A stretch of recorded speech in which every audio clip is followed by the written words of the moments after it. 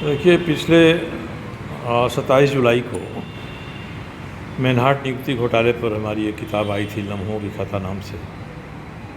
तो किताब का विमोचन होने के पहले ही रघुवर दास जी ने बहुत तीखी प्रतिक्रिया व्यक्त की और कहा कि ये उनकी छवि को धूमिल करने का प्रयास है और ये तथ्य पर आधारित नहीं है और उनको क्लीन चिट मिल चुकी है इसमें।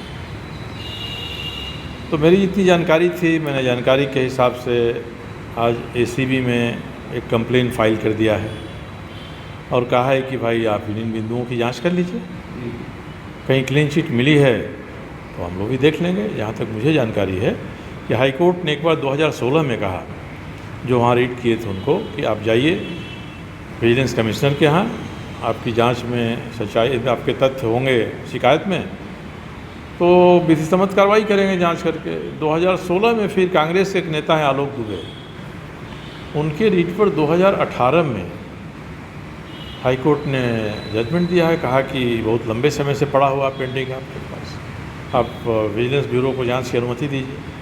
तो अभी तक जांच की अनुमति तो नहीं मिली। अब रघुवर दास जी ने अपने शासन में हाई कोर्ट के निर्देश के बाद भी निगरानी ब्यूरो को जांच करने का आदेश नहीं दिया। उसके पहले 2009 से 11-12 के बीच में राजबाला वर्मा विजिलेंस कमिश्नर थे, एम.वी. राव उस समय आईजी थे विजिलेंस के। 2 वर्षों में 5 चिट्ठियां लिखी उन्होंने कि हमको इसमें जांच करने की अनुमति दीजिए, नहीं दिया उन्होंने। तो आप और आपके जो चहेते अफसर हैं ये जांच करने नहीं देंगे और कहेंगे हमको क्लीन चिट मिल गया है साहब।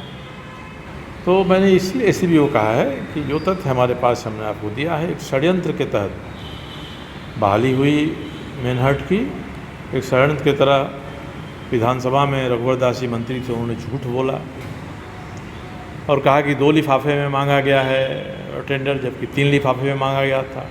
तीसरा लिफाफा योग्यता का था, चूँकि मेहनत अयोग्य था इसलिए हर जगह इन्होंने छुपाया, योग्यता के लिफाफा को ही नहीं बताया। तो लम्हों ने खता की, गलती हो गई, गलती मान लेते, आज भी गलती मान लें, मगर उनको है कि नहीं मैं क्लीन चिट लेकर बैठा हूँ।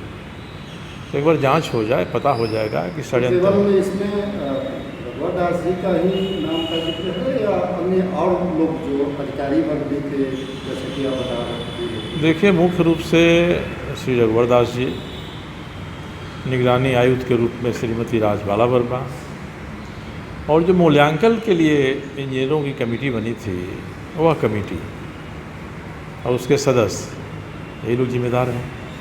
इन्होंने जानबूझकर साहब, जब मूल्यांकन, पहले मूल्यांकन हुआ और कहा कि जितने लोगों ने टेंडर डाला है कोई योग्य नहीं है, टेंडर कैंसिल कर दीजिए और नया टेंडर निकालिए।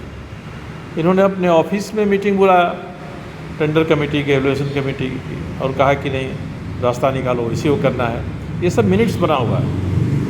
और शाम को बैठक में टेंडर का टर्म निविदा खुल जाने के बाद और निविदा का मूल्यांकन हो जाने के बाद टेंडर का टर्म बदल दिया गया। अब टेंडर का टर्म बदला गया, उसके बाद भी मैनहाट योग्य नहीं था, क्योंकि 3 साल का टर्नओवर मांगा था। मैनहाट ने टेंडर में 2 ही साल का दिया था, उसको छंट जाना चाहिए था। उसके 2 साल के ही एवरेज निकाल के 40 करोड़ बता के उसको योग्य करार दिया। इसकी जाँच तो विजिलेंस के टेक्निकल सेल ने किया है, लंबी रिपोर्ट दी है और एक एक बिंदु पर कहा है कि निविदा के प्रकाशन से लेकर और निविदा के निष्पादन तक में, चाहे योग्यता का मूल्यांकन हो, तकनीकी क्षमता का मूल्यांकन हो या वित्तीय दर का निगोसिएशन है, तीनों ही पर त्रुटि हुई है, भूल हुई है, मैनहाट के साथ पक्षपात किया गया है। और उसका इतना बड़ा नुकसान इस राज्य के खजाने पर पड़ा कि 4 चरण में बननी थी और सीवरेज ड्रेनेज की योजना, पहला भी चरण आधा भी नहीं पूरा हुआ। बीच में राजबाला वर्मा PWD सेक्रेटरी थी, तो इन्होंने अलग से नाला बनवा दिया। वो नाले जहाँ रांची में बने हैं कहीं से पानी नहीं निकलता उसमें। तो ये सब इन लोगों ने किया तो राज्य के खजाने को चपत लगी।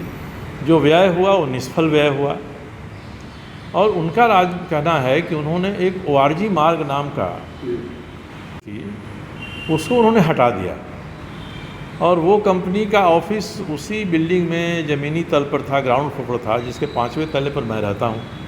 उन्होंने ज़मीन से आसमान तक जोड़ा है और कहा है कि मेरी उसके साथ कुछ थी, इसलिए हम इस मामले को उठा रहे हैं। अब जब इन्होंने ORG को हटाया तो ORG हाई कोर्ट गया। हाईकोर्ट ने कहा कि हम सुनवाई नहीं करेंगे, मामला रीट का नहीं है, ये तो आर्बिट्रेशन का मामला है। दोबारा आर्बिट्रेशन के लिए रीट फाइल किया और हाईकोर्ट ने तुरंत उस समय केरल के मुख्य न्यायाधीश से रिटायर हुए थे जस्टिस यूपी सिंह, उनको आर्बिट्रेटर बना दिया। यूपी सिंह ने उसकी जांच की और उन्होंने कहा है कि वारजी को हटाना गलत था और सरकार को कहा है कि इसके लिए आप उसको 3,61,00,000 रुपये का मुआवजा दीजिए, हर्जाना दीजिए। ये शायद उनको पता नहीं होगा, मेरे पास तो पूरा का पूरा यूपी सिंह का जजमेंट है।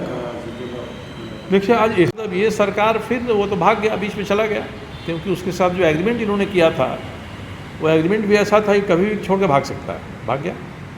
तब अभी जो सरकार आई है, इस सरकार ने फिर से नया टेंडर प्रकाशित किया है उसी का DPR बनाने के लिए। तो 15 वर्षों की जो ये सज़ा है, ये जो नुकसान है, उसके लिए इनको जिम्मेदारी स्वीकार करना चाहिए। और हम लोगों को कोई शौक़ नहीं है उनकी छवि धूमिल करने का। अगर उनकी छवि, रघुवर दास जी की छवि दूध की धुली हुई है तो अपनी छवि को बचा कर रखें। वो तो पिछले 5 साल से अपने हाथ में ही कालिख लगाकर चेहरा पर रगड़ते रहते हैं, तो चेहरा गंदा होता है, तो उसके लिए हम लोग तो कोई जिम्मेदार नहीं है साहब। किसको शौक़ है, क्या मिलेगा उनका इमेज को धूमिल करके। क्या रघुवर जी अगर अपनी गलती को मानते हैं तो आप कंप्लेन? नहीं, कंप्लेन तो हो गया ना, वो अपनी गलती मानना होगा तो ACB के यहाँ जाकर मानेंगे गलती। अब तो हमारे हाथ से तो मामला निकल गया है, गलती है, पब्लिकली गलती मानना चाहिए, मगर गलती होगी तो गलती की सज़ा भी होती है।